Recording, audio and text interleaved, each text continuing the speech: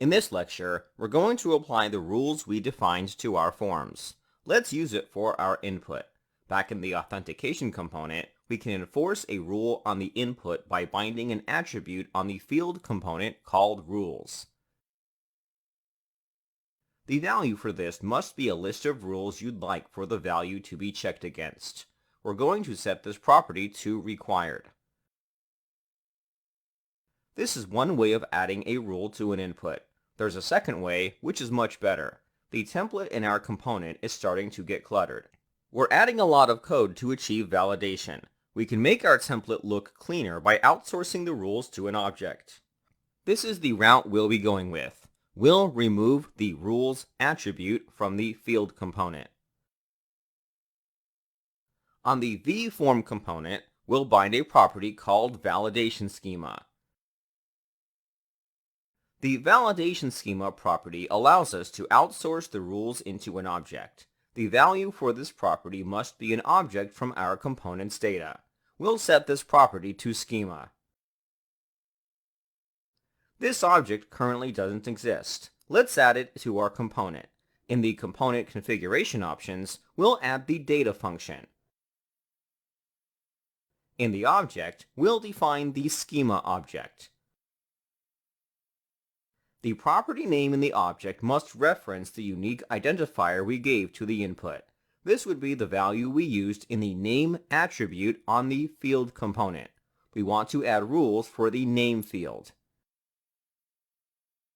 The value for this must be a string with the rules we want to enforce. We'll set this to required. While we're here, we'll add the other fields since we'll be validating them in upcoming lectures. We'll add the following properties: name, email, age, password, confirm password, country, TOS. We aren't going to add rules for all the input at once. We're just adding these in to save some time in the future.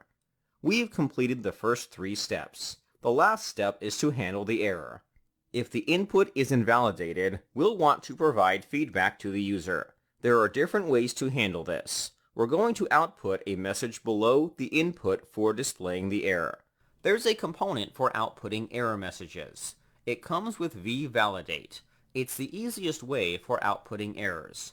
First, we need to register the component. Switch over to the validation file. At the top, we're going to update the import list from the vValidate package to include a component called errorMessage. Next, scroll down to the install method. We're going to register the component with the app.component function. The name of the component will be the same name as the object. The component we've registered will output an error message. If there isn't an error message, nothing will get outputted. That saves us time from having to check if there's an error message. It's a very simple component. Let's use it. Back in the component, we're going to add the error message component below the field component for the name. We're going to add a class called TextRed600. The error message component will generate a span tag if there's an error. Any attributes we add to the component will be passed onto the element it generates. The class we're adding will change the color of the text to red. The next thing we'll do is tell vValidate which error to output. We'll add a property called name. Its value should be the name of the field it should output errors for.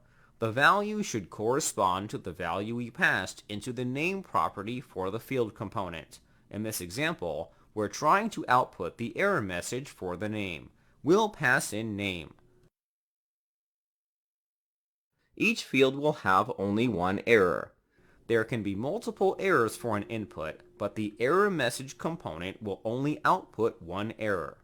That's perfectly fine. We don't need to view every error on an individual input. We're finished. There are more things we can do, but I think it's time we test the form. In the browser, open the registration form.